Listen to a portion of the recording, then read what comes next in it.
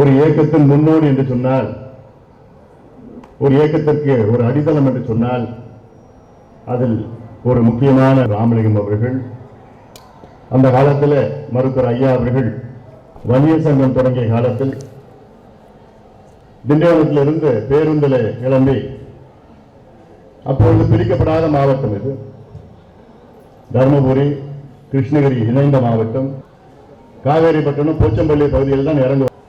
அங்கே இவர்கள் எல்லாம் ஐயாவை அங்கே சென்று சந்தித்து ஒவ்வொரு கிராமமாக சென்று, அந்த காலத்தில் ராந்தல் விளக்கில் ஐயா அவர்கள் வரப்பில் நடந்து ஊராக தெருத்துவாக சென்று, எல்லாம் என் பின்னால் வாருங்கள், உங்களுக்கு நான் படிப்பும் வேலையும் வாங்கி தருகின்றேன், இடஒதுக்கீடு பெற்று தருகின்றேன், உங்களுக்கு விடுதலை பெற்று தருகின்றேன் என்று ஐயா அவர்கள் சொன்ன வார்த்தை கேட்டுதான் மேடையில் உள்ள அத்தனை பேரும் ஐயா சொன்ன ஒரே வார்த்தை, என் பின்னால வாங்க, சமுதாயத்திற்கு நான் விடுதலை பெற்று தருகின்றேன் என்று. யாரும் இங்க மேடையில் இருக்கிறவங்க யாரும் நான் எம்எல்ஏ ஆவேன், எம்பி ஆவேன், அமைச்சர் ஆவேன் யாரும் எதிர்பார்க்கல. ஐயா கூப்பிட்டாரு, இல்ல போனோம். நோக்கம் என்ன? இந்த சமுதாயம் முன்னேற வேண்டும் நோக்கம், ஒரே நோக்கம். 80களிலே வன்னியர் சங்கத்தை தொடங்கினார் ஐயா அவர்கள். அதுக்கு முன்பு வன்னியர் சங்கத்தை எத்தனையோ பேர் நடத்தினார்கள். வன்னியர் மகா சங்கம், காங்கிரஸ் கட்சி இந்தியாவிலே தொடங்குவதற்கு முன்பாக வன்னியர் மகா சங்கத்தை தொடங்கினார்கள் 1885. காங்கிரஸ் கட்சி 1887 தான் தொடங்கினாங்க. ஆனா அதற்கு 2 ஆண்டுகள் முன்பு வன்னியர் மகா சங்கத்தை தொடங்கினார்கள் நம் முன்னோடிகள். இந்த மாநாட்டிலே நீங்கள் பார்த்திருப்பீர்கள், மிகப்பெரிய ஒரு மாநாடு, உலகம் போற்றுகின்ற ஒரு மாநாட்டை நாம் நடத்தினோம். உலகம் போற்றுகின்ற மாநாடு என்றால் உலகத்தில் அமெரிக்காவிலிருந்து, ஐரோப்பிய, ஆஸ்திரேலியா போன்ற நாடுகளிலிருந்து இன்று வரை அலைபேசி, தொலைபேசி எல்லாம் வந்து கொண்டிருக்கிறது. இப்படி ஒரு மாநாடு யாரும் நடத்தியது கிடையாது என்று. இவ்வளவு பெரிய மாநாடு. அந்த மாநாட்டிலே உங்களுக்காக நீங்கள் தெரிந்து கொள்ள வேண்டும், நம்முடைய கனல் ராமலிங்கம் அவர்களை போன்றவர்கள் எந்த அளவுக்கு அந்த காலத்தில் உழைத்தார்கள் என்று, அவர்களுக்கு முன்னோடிகள் எந்த காலத்தில் எப்படி உழைத்தார்கள் என்று எனக்கு அது வருத்தம் இருக்கிறது. ஐயா கனல் ராமலிங்கம் அவர்கள் மொரப்பூர் தொகுதியிலே 96 போட்டியிட்டார், மிகப்பெரிய அளவில் வாக்குகள் பெற்றார், அதை வெற்றி பெற முடியும். அவரும் ஒரு எம்எல்ஏ இல்ல எம்பியா இருந்தா எனக்கு ஒரு சந்தோஷமா, ஒரு மகிழ்ச்சியா இருந்திருக்கும். ஆனால் அந்த காலத்தில் யார் யார் உழைத்தார்களோ அவர்கள் இன்று பதவியில இருக்க வேண்டும். அதான் இயற்கை நீதி, நேச்சுரல் ஜஸ்டிஸ். அதுதான். ஆனால் தொடர்ந்து ஐயாவுடன் இணைந்து இவ்வளவு காலமாக எத்தனை பேர் யார் யார் அந்த காலத்தில் உழைத்தார்களோ அவர்களுக்கு நான் பார்த்து ஒரு சட்டமன்றமோ, நாடாளுமன்றமோ அல்லது ஏதாவது ஒரு வணிகமோ, கேஸோ ஏதோ ஒன்று பண்ணணும் நோக்கத்தில் இல்லை. அந்த பிள்ளைகளுக்கு ஏதாவது எம்பிபிஎஸ் ஏதாவது ஒன்று பண்ணணும்னு அப்போதுல பண்ணிட்டு இருக்கிறோம். நான் பண்ணதெல்லாம் வெளியில ஒரு செய்தி கூட நான் வெளியில சொல்ல மாட்டேன்.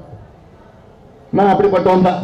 நான் உங்களை இது செஞ்சு அதை செஞ்சு நான் யாருக்கும் சொல்ல மாட்டேன். ஆனா என்னுடைய கடமை, உழைத்தவர்கள் நிச்சயமாக அவர்கள் முன்னுக்கு வர வேண்டும், அவர்கள் அங்கீகாரம் கிடைக்க வேண்டும் நோக்கம். ஐயா அவர்கள் வன்னியர் சங்கத்தை தொடங்கினார் 80. வன்னியர் சங்கம் 9 ஆண்டு காலம் வன்னியர் சங்கத்தை நடத்தினார். 9 ஆண்டு காலத்தில் எத்தனையோ போராட்டங்கள் நடத்தினார். ரயில் மறியல், சாலை மறியல், பட்டநாமம், தூக்கு கயிறு, என்ன எதுக்கு? எங்களுக்கு தனி ஒதுக்கீடு கொடுங்கன்னு கொடுக்கல.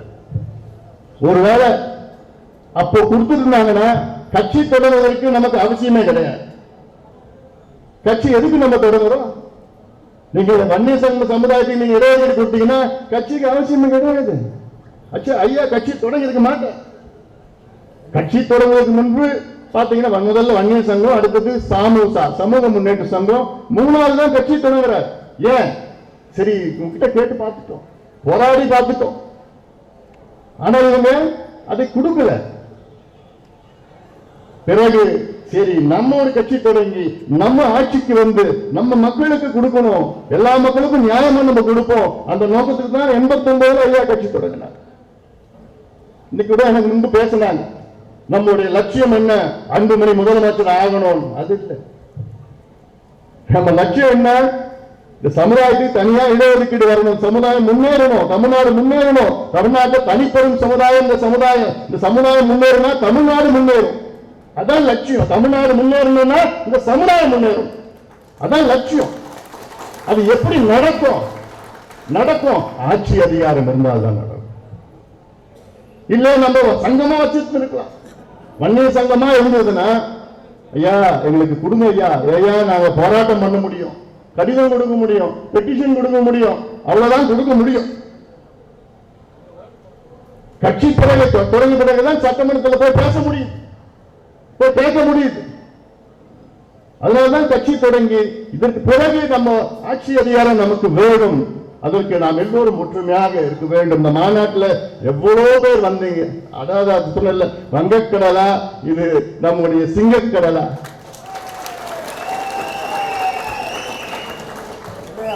இதுவரை தமிழ்நாட்டில் எந்த கட்சியோ எந்த இயக்கமோ இது போன்ற ஒரு மாநாட்டை நடத்துவது கிடையாது, இனியும் நடத்த முடியாதவர்களால். எனக்கு அது ஒரு வருத்தம் என்னன்னா, அதுல கிட்டத்தட்ட 40 விழுக்காடு நம் சொந்தங்கள் உள்ள வர முடியல. 30 கிலோமீட்டர்ல டிராபிக் ஜாம்.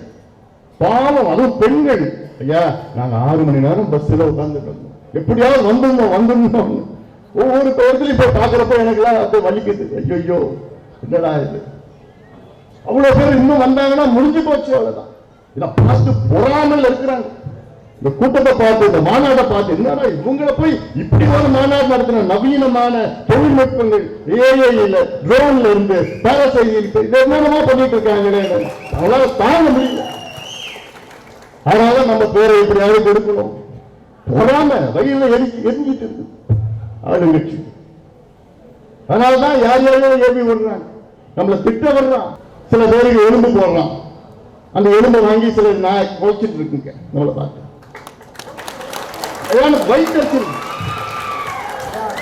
ஆனா அவனுக்கு தெரியல, அவன் பிள்ளைக்கும் அவன் பேர பிள்ளைக்கும் நம்ம போராடிட்டு இருக்கோம், அவனுக்கு தெரியல, அந்த எலும்புக்கு தெரியல.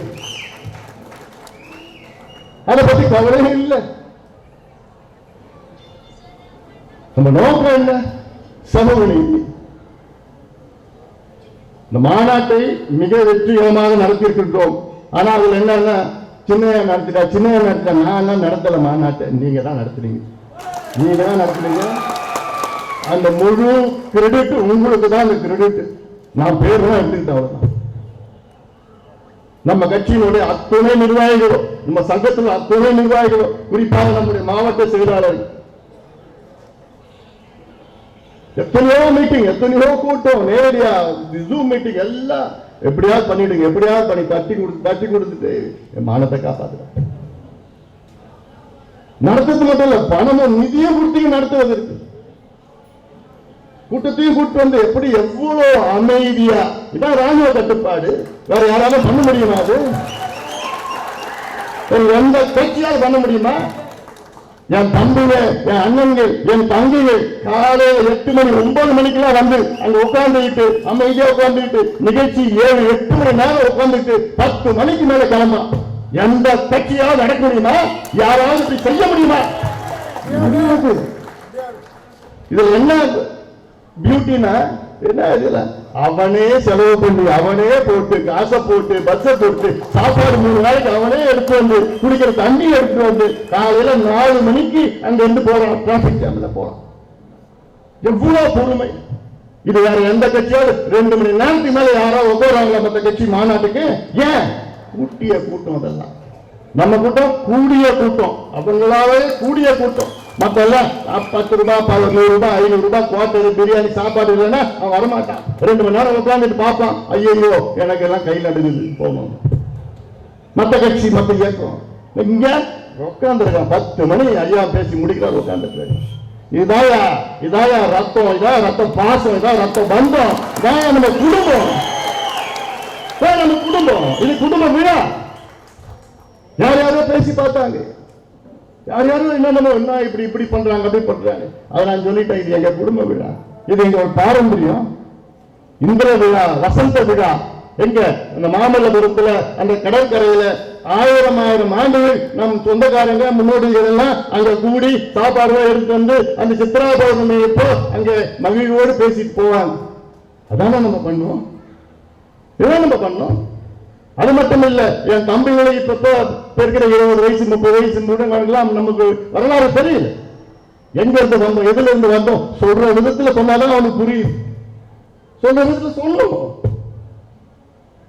இல்ல நாகப்ப படையாட்சினா யாருக்கா தெரியுமா? உங்களுக்கு முன்னாடி அஞ்சலி அம்மாலாம் யாருக்கா தெரியுமா? நம்முடைய ஆனமுத்து ஐயான்னு தெரியுமா? இல்ல. வரிசையா படுத்த போட்டு இவங்க தான் இதான் செஞ்சாங்க, செஞ்சாங்க. முன்னோடிகள் எவ்வளவு வள்ளல்கள் சமுதாயத்தில் இருந்தாங்க.